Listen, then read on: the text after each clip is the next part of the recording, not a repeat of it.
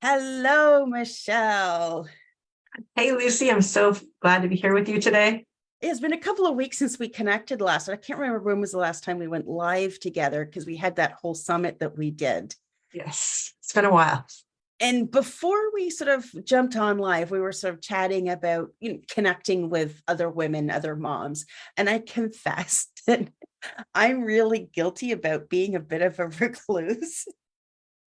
I Because of where we live, because of sort of the nature of what we do, I stay home a lot.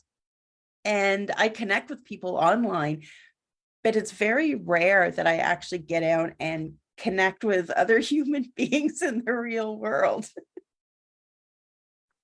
Well, this is our real world, right? Am I the only one that does that? I mean, it's a symptom of working from home, I think. Well, definitely. My husband told me that you need to get out and like volunteer or do something that gets you out of just your little box. And I know you're making all these connections online, you're talking to all these people, but like you need to get outside a little bit more. So one of the things which I think in terms of connecting, I was getting the kids on the bus. It was probably a couple of weeks ago, and I was like, you know what? I'm just going to go for my morning walk. And I'm getting to the other side of the street, and I see a mom getting her kid on the bus. Like, do I go say hi? Like those questions in your head, like, do I go say hi or do I go that way? Right. So I'm following my own advice and I decide to go behind her, right? And so she's like walking, and all of a sudden I'm just like, hey. And I must have scared her to death because she wasn't expecting someone to be there. But anyways, we just started chatting, and I was just like, my whole goal in my head when I walked up to her was just like, hey, kind of like a high five kind of moment, like not necessarily an actual high five, but just that smile, like, yeah, we got them on the bus, let's have a great day kind of thing. That was my intention. But then we start chatting, and I think she just liked the energy or something. We ended up walking that day together, and we've been walking a lot of days since then, which would have happened if I hadn't reached out for that connection. I think sometimes we just stop ourselves. And so it's like, how do we ask that one more question? Or we see someone, I love to say, like when we're trying to make connection, because I travel over the weekend and being in the airport and stuff, and you kind of get those compliments in your head when you're like, oh, that person's dress is nice, or that person has a really nice smile, but you keep them in your head, right? So I've been getting in the practice of trying to say them out loud to the person, or whether it's just a smile or something, it's just that practice of trying to be have more open energy to people out there. And I think when you create that energy, then people are kind of drawn to you. I mean, I never used to have, and it's not that I have any issues with talking with people. I mean, God knows I was always that kid in class that just sat there talking constantly to anybody and everybody. So talking isn't my problem. It's more, I'm just not in the situation or in the position where I am meeting new people. I live in a relatively small community, so you kind of know people, right? I don't want to say everybody knows everybody, but it's along those lines. So the amount of times that I'm actually meeting new people is usually slim to none. Um, and I will sometimes, I hate shopping. I don't like shopping malls. I'm not a shopper, nothing like that. If I go to the mall, I go in, I get what I got to get, and I get out again. And I usually try and do it first thing in the morning when the mall just opens and there's nobody else there. I'm really not painting a picture of being very sociable, am I? That's not me at all, though. But I always do find a way to connect with whoever's working that day. And I remember I went into the body shop, and the woman that worked there, she's usually there, and we had a really lovely chat. And I sort of said to her, she's about my age, and I said, are you into podcasting? I have this podcast, you might be interested in it. And we've chatted a few times about it. So I do try and do those things. But for me, I am much more likely to connect with people online. And for me, I don't feel that there's a difference. I know some people will sit there and say, oh, we're living in this virtual world, we're not making human connections. But you and I are a perfect example, because we've only ever met online, and we're in two different countries.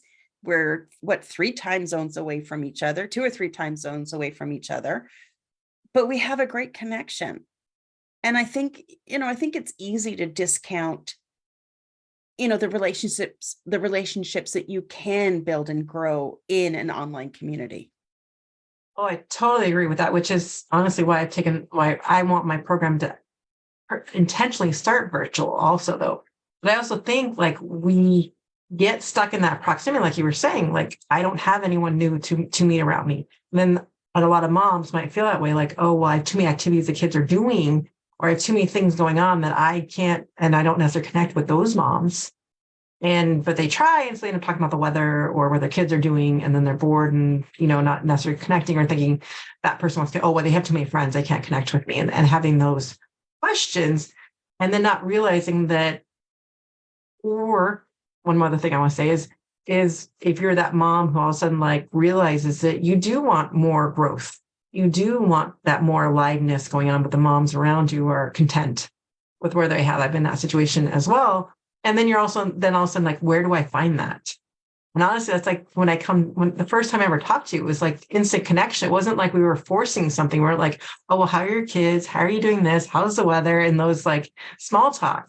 And I think when you find that caliber, once you send out that energy, you have those instant connections. And I don't think virtual is necessarily a bad place to have that. It actually expands your thinking into that there are so many more possibilities out there, and I'm not limited to just my proximity. And that's it, is that, for me, I don't have the interaction with other parents anymore because my kids are adults. So I don't have that meeting of the moms at school or school buses or anything like that. There aren't any groups that I want to join because I have a very full life in what I'm doing myself. So really my only option is to find those connections. And most of it is been through podcasting and that's where we met. And it's where I've met a lot of the women that I connect with is through people that I've interviewed for the podcast. And you're right, because, you do get to have the perspective of moms in areas that you wouldn't think are dissimilar to where you are, but there can be drastic differences in, you know, just your basic culture and how things are and daily life and things like that. I totally agree. And sometimes, especially as a mom, you feel stuck with the time or you're doing so much for everyone else that you forget about yourself. But moms out there, when you finally realize that you need to take time for yourself and you put yourself into the schedule, that's when the energy starts to change. And sometimes people around you are like awesome, like you're more positive, you're more full of energy. You're too like positive for me. And then so sometimes that creates a little bit of a rift. And then sometimes we start to shrink back down to where we were because we're afraid of being alone or being without. So I've been through that as well. Some of you may be going through that. Some of you may not. Some of you may have found by going through this journey, all of a sudden people jump on the bandwagon. So it could go either way. But it's also just looking at that and saying, well, if they're not, what can I do to keep moving forward? And so then that's why I feel like the virtual community is that place. Because there's so many different groups out there that look for the one that speaks to your gut. Like, what kind of community are you looking for? What things are you interested in? Start looking intentionally for that. And it doesn't have to be in person to start with. And then maybe you'll get the desire to want to create your own in-person group at some point. And I mean, let's face it, not everyone, we're not going to like everyone that we meet, and everyone we meet's not going to like us. And there's nothing wrong with that. You may have a 5-minute chat with somebody and you may get the feeling that they thought you were too overwhelming. That's okay. They're just not part of, the people that are going to resonate with you. Those people are out there.